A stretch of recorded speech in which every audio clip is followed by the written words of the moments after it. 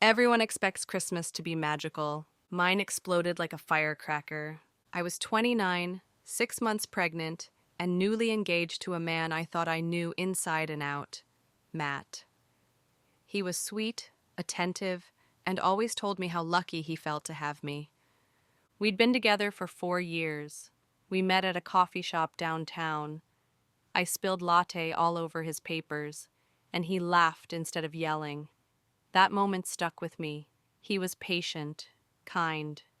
He offered to walk me to my car because it was raining, and by the end of the week we were already texting every day. Matt had a calm, dependable energy. He remembered little things, like how I took my tea or which side of the bed I liked. In our second year together, he helped me through my job loss and an unexpected surgery. He was there, always there, or so I thought.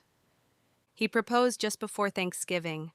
My ring was modest but beautiful. I was planning a baby, a wedding, and a future, all at once. My family, complicated. My younger sister, Amanda, was always the golden child. Gorgeous, outgoing, and a little reckless. We were close growing up, but in recent years, it felt strained.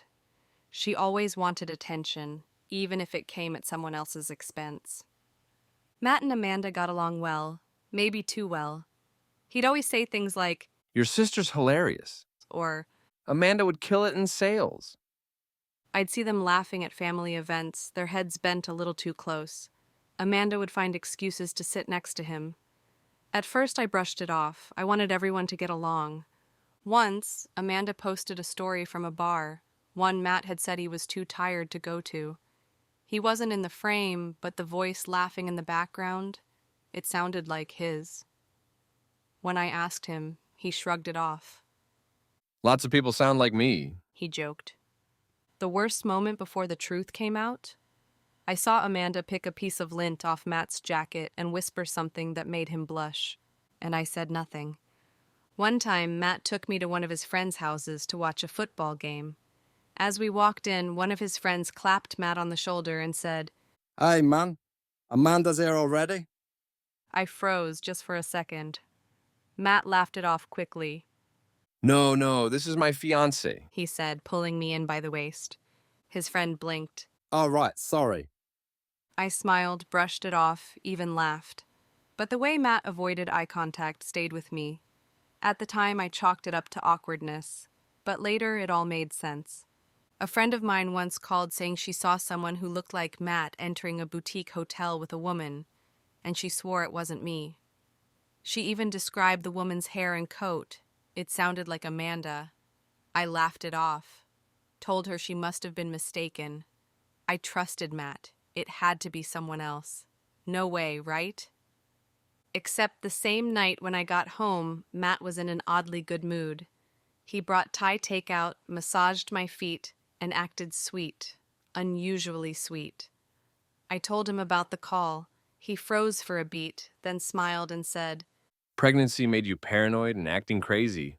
You know I'd never cheat on you. That's insane.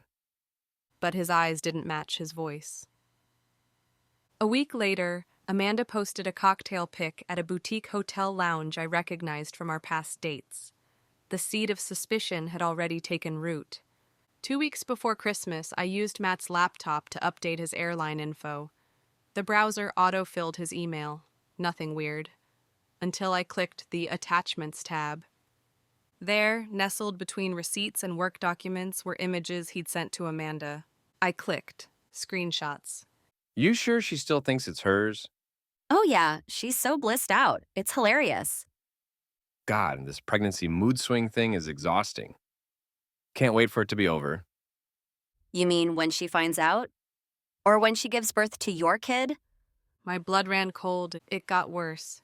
There were more. Dozens of messages, jokes about me, complaints about how needy I was, mocking my maternity clothes, Amanda telling him they were better together, photos too. Amanda in a towel, Matt shirtless in a mirror. Time-stamped during one of his business trips. Apparently they had a routine. They'd meet at the boutique hotel downtown on Tuesday afternoons when Amanda was at yoga. Sometimes they'd sneak out for drinks in disguise. One time, they even took a trip to a snowy cabin claiming it was a work retreat, while I was sick with morning sickness. Amanda posted selfies I'd never seen.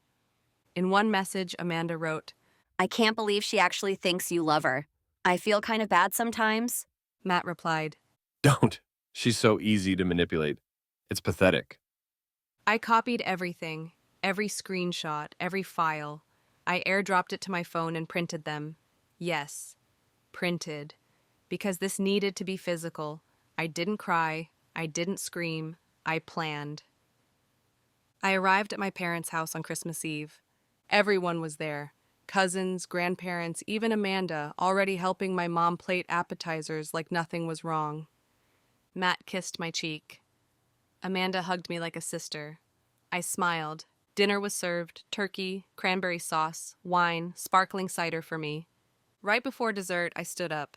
Hey everyone, I just want to say a few words. People quieted down. I held up a stack of papers. My heart pounded, but my face stayed calm. I want to thank you all for being here this year. Family means a lot. Matt smiled, reaching for my hand. I stepped away. And I want to share some holiday highlights from my fiancé and my sister. I began reading.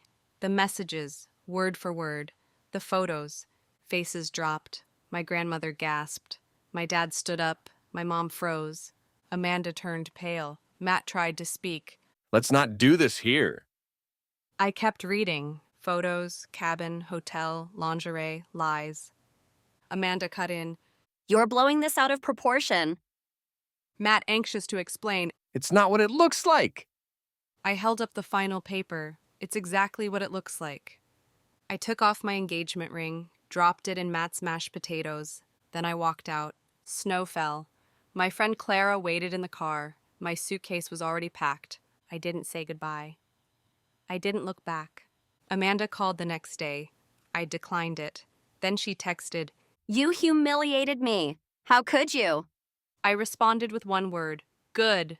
Matt tried for longer. Apologies. Then anger. Then begging. I blocked him. Amanda had a full-blown meltdown online a few days later. She posted a vague story on Instagram about toxic family members and how betrayal runs both ways. But the comments were brutal. People began to piece it together. A few mutual friends unfollowed her. People knew. One even DM'd me saying, We always suspected something was off. I'm so sorry. Matt, for his part, tried to downplay the whole thing. Told mutual friends it was just emotional cheating, that he and Amanda had gotten close during a rough patch in our relationship. He never admitted the physical side, but I had receipts. One of the more surreal moments was when Amanda showed up uninvited at my parents' house 2 weeks later, demanding that they take her side. My mother, for the first time in years, didn't hug her. My father told her she needed help. Amanda screamed, cried, accused me of manipulating everyone. They asked her to leave. They haven't seen her since. I moved in with Clara, focused on healing, found a therapist, got promoted, rebuild piece by piece. A year later, I gave birth to my daughter. I named her Grace because I learned to move forward with exactly that. My family? My parents apologized, said they should have noticed. My dad said, I feel like I failed you. My mom couldn't stop crying for a week. They visit often now, but Amanda isn't invited. Matt? Haven't seen him. Last heard, Amanda and he tried going official. Didn't last. He cheated again. Funny how that works. Some betrayals hit harder than others, but you don't have to scream to be strong. Sometimes the most powerful thing you can do is calmly show the truth and walk away while they burn. That Christmas, I didn't just expose them, I freed myself.